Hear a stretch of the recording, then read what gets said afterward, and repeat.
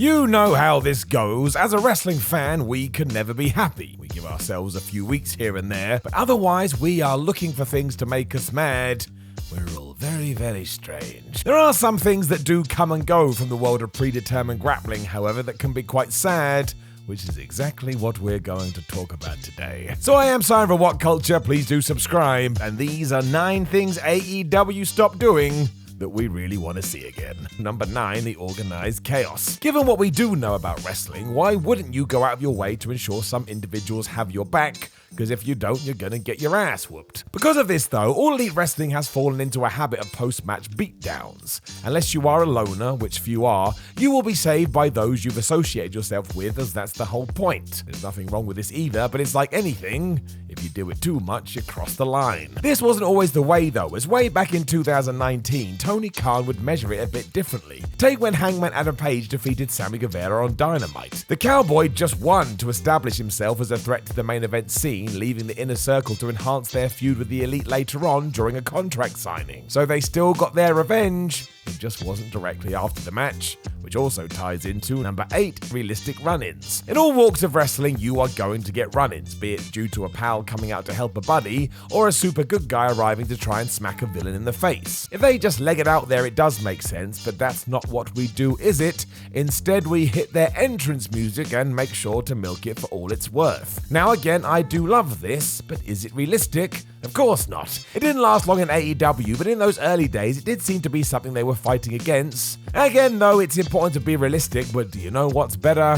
Having a whale of a time. Number 7, ending a program. Do you remember when Cody Rhodes challenged Chris Jericho for the AEW World title and didn't win? We drew a line under that story and we moved on. It was the same when the Young Bucks defeated FTR or when Hangman Adam Page and Kenny Omega broke up.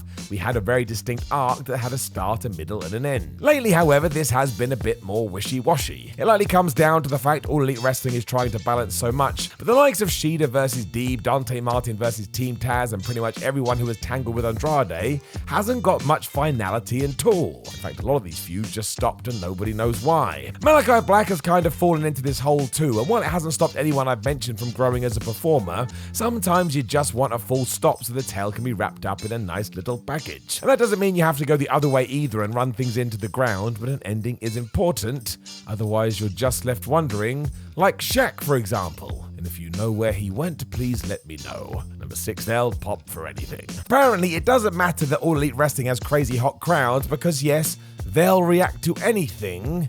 And just to summarize, isn't that the whole point? No matter what 3 initials are above the door, you should be aiming to cultivate an atmosphere where every single person in attendance wants to make a lot of noise. It makes any event 10 times more fun. If we are being honest though, this run of white hot love may be over. It is just the nature of the beast, but as AEW grows, fans are becoming less likely to just cheer because it's cool to cheer, with a few Dynamites quite noticeably having more subdued audiences than we're used to. A big reason for this could be the fact the taping schedule is far more intense as we try and record our flagship Wednesday show, as well as Dark Elevation and Rampage. Given that the main event for the latter can sometimes be happening after almost 3 hours of grappling, it's no wonder some folk may be tired.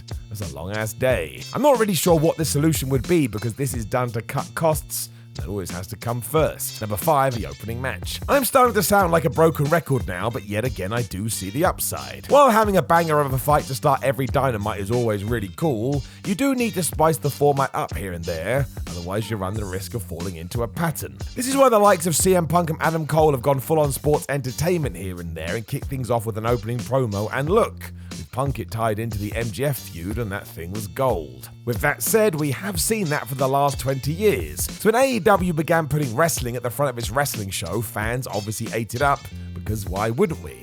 No matter what, this is what we tune in for. It also gives you a proper adrenaline rush that gets you pumped up for the rest of the show, and it's definitely something All Elite Wrestling should keep more often than not. The credits roll, the entrance music hits, away we go. And you're always going to get raw comparisons when you do somebody grabbing a microphone, and no, that's not fair, but nobody said it would be. Number 4, AllStar Matches. I'm pretty sure if Tony Khan had kept doing this, it would have blown up in his face, but man, did AEW like giving pay-per-view worthy matches away on TV. But it did plant the seeds for the inevitable. Expectation levels went through the roof and then wobbled when it wavered. The replacement to this was taking a proper star and putting them against a young up-and-comer or a veteran that could withstand a loss, and that simply was never going to be as fun. How could it be? It does serve a purpose though, and really when we were doing this, AEW was desperate to get their name out there. What better way to do that than with dream fights people had always wanted to see? It is another case of the promotion coming into its own then and getting ready for the long haul, or basically, we've been spoiled. There could be struggles here too, mind. There are so many top-tier talents that you can't beat right now.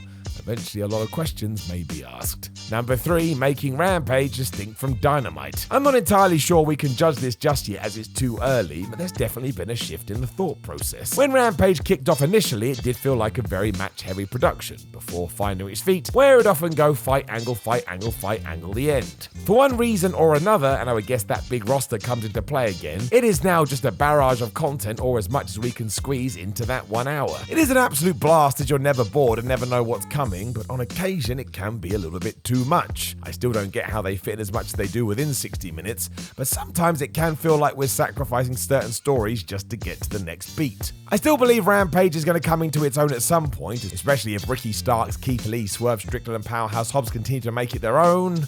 Those guys are smashing it. Number 2, listening. On the one hand, you have to listen to your audience. If you don't, you will create unrest and a disconnect will begin to form. We have seen that time and time again. On the other side to this, though, is that there are some individuals who definitely should not be listened to. If we did that, the whole format would be scrapped, and never forget why AEW definitely does want to keep that hardcore base. Extending it to welcome in the more casual supporter is equally as important. Without both, you can't grow. Therein lies the reason, though, that not every single thing is being switched just because the audience was vocal, as that mentioned audience has changed. Far more newcomers have found their way along for the ride, and whether you like it or not, their voice also counts too. It's why any TV time All Elite Wrestling can get is vital as they try out new ideas, but it cannot be like it was in 2019. The company is so much bigger. If you want to compare it to your favorite band playing the local bar before finding their way to huge arenas, that would be fair. We're just at another level now, and with that comes great responsibility. Number 1, brightening up the audience. And no, I don't mean reading them books or teaching them math. I am talking about the physical act of lighting the crowd up in areas so we can see their beaming faces. It's a ploy AEW utilized so much in the early days to the point it got noticed all the time. It made the whole visual feel fresh too, and actually seeing fans lose their minds was very entertaining. To be fair, Mr. Khan believes that trying to recreate that sporting combat atmosphere is the way to go, and he wouldn't be wrong. I mean, ratings are up at the moment, so it's not like this is proving to be a huge flop, and maybe even Warner requested it, and if they do that, nobody has a choice anyway. It was a nice friendly touch though that hopefully one day could rear its head again once more.